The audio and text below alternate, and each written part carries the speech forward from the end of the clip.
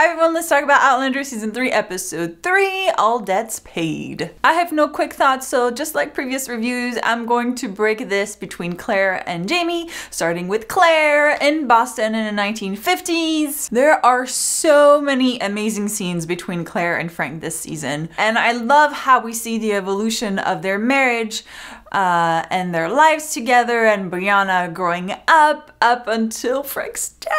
Which, you know, we'll talk about, but I'm really upset even though I kind of knew it was coming. I loved everything they did for Claire and Frank. It really made their marriage real and three-dimensional. And I love that it wasn't just black or white, especially when it comes to Frank, you know. It's very easy to make Frank sort of the bad guy because he's not Jamie, but, you know, I just love Frank, you know. I say it every time, but I do love him, and I think that I can see his point of view and I can see Claire's point of view, and I just love that there's conflict that comes from that, and it's not because someone's a bad person. It's just, we just have different needs and wants, and that's just what happens in life. So let's talk about this evolution of their marriage.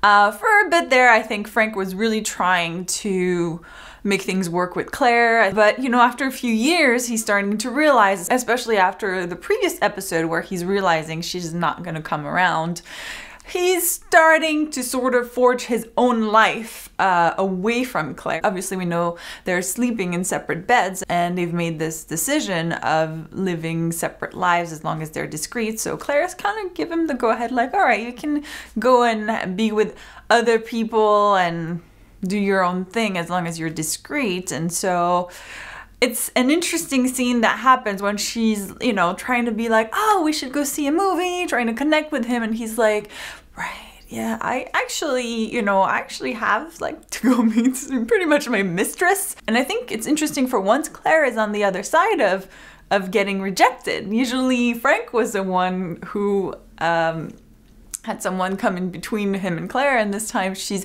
trying to connect with him, and he's like, no, this time I have somebody else, kind of. And she's like, oh, okay, well, I guess I did tell him to go ahead. So, but it's a great moment because even though she doesn't really want to be with him, she doesn't know how to be with him anymore, and she wants Jamie, it still stings a little bit. It's, again, so many layers, and I love that they do that. They don't just be like, okay, well, I don't care. No, it does affect you in that way. And I was like, oh, okay, good for Frank, you know, just getting a little action. And then, of course, we have the great moment at Claire's graduation party where, oh, surprise, Frank invites his mistress there. Well, actually, there was like a miscommunication with the timing of when they were supposed to go to the restaurant. So she comes in a little bit early and she's face to face with Claire. And again, you can see obviously it bothers Claire a little bit. And even though she's like, I can't believe you're bringing her where Brianna is, which, you know, good point. But also I think there's a little bit more to it. She, you know, it is this other woman kind of coming into your life. And even though they're not technically like this married couple that is loving and having no problem, is still like, oh, okay, this is happening. And I love that, you know, she confronts Frank and he says, you know, maybe I didn't want to hurt you in a way. Maybe I want you to feel how it feels to be me because I love you and, you know, I've been rejected by you. And then on top of that, there is this discussion of like, well, then let's get a divorce. But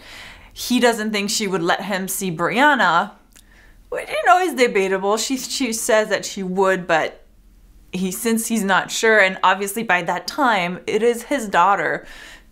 For him, it feels like his daughter. And also, I do think that, you know, on top of everything, see, layers upon layers, we're complex people. So you have this, well, you know, you probably wouldn't let me see Brianna. And also, even though I know you're never gonna love me, there's still a part of me that still loves you, so I can't really make myself leave you. I wish I knew how to quit you, kind of thing, you know. That is Frank really in this season, I think. I wish I knew how to quit you. And then we get to Brianna's graduation. They grew up so fast. And at this point, Frank is ready to make the move up. And he actually thinks he wants to move back to England, and he actually thinks that Brianna would go with him, which, again, interesting fact, that Claire has been really busy with, you know, medical school, and it seems like there's also a part of her that has had a hard time, you know, getting close or to Brianna. I mean, again, we don't know the extent of this because it's just mentioned, but it seems like the fact that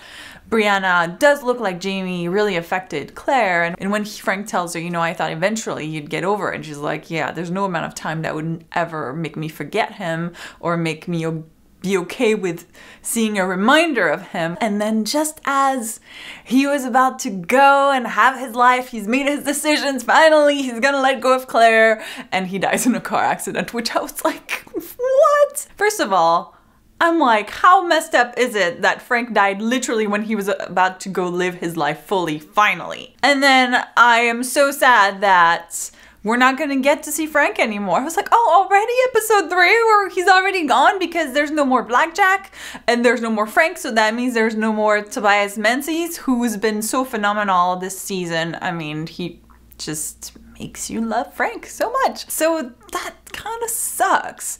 I did love the final moment that Claire had with, you know, Frank's body. As I said, it's not just black or white. She has mixed feelings about him. He was her husband, and she did love him, as she says at the end. Unfortunately, you know, life made it that she fell in love with somebody else. But yeah, so Frank is that. I'm so sad.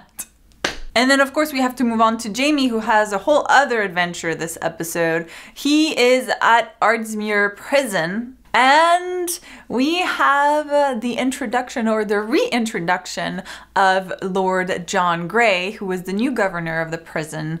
And we have kind of a flashback to remind ourselves, hey, remember this kid that Jamie let live? And, you know, he's also the reason why Jamie's still alive right now. He's here at the prison. And you know who else is here? Murtagh! Murtagh is alive, although at this point I don't think we really know where he's going at the end of the episode. But he's still alive. He obviously gets better in the episode, gets medicine. So far we think he survives at least a few more years. And it seems like wherever the prisoners are taken at the end of the episode, Lord John Grey says that they would be released after 10 to 14 years. So maybe we'll see him again later on or at some point.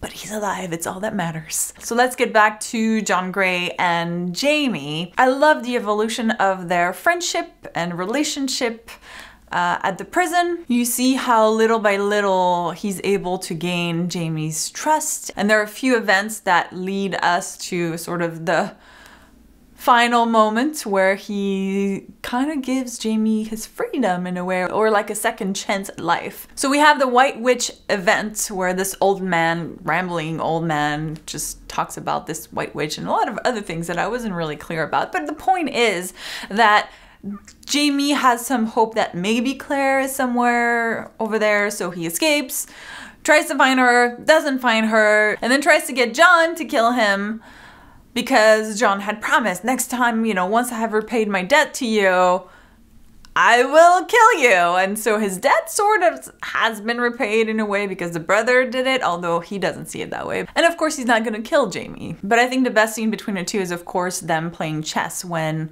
John tells Jamie about his friend in the army and who died, and he was really upset obviously. And then on the other hand, Jamie finally reveals to him that Claire is actually his wife. And that moment leads to, of course, John putting his hand on Jamie's hand. Unfortunately, he doesn't realize what it triggers in Jamie, who's like, take your hand off me or I will kill you. Poor John is like, I'm sorry, I'm sorry, I'm sorry. I just, you know, but we know why Jamie would react that way. Like the second that hand goes on there, I'm like, oh no, oh no, oh no, this is not good. And just because obviously Jamie has been through so much. And that leads us to the prison closing. So all the prisoners are shipped off somewhere, but it's kind of a blessing in disguise for Jamie because John finds a way to kind of get him out of there and save him by putting him at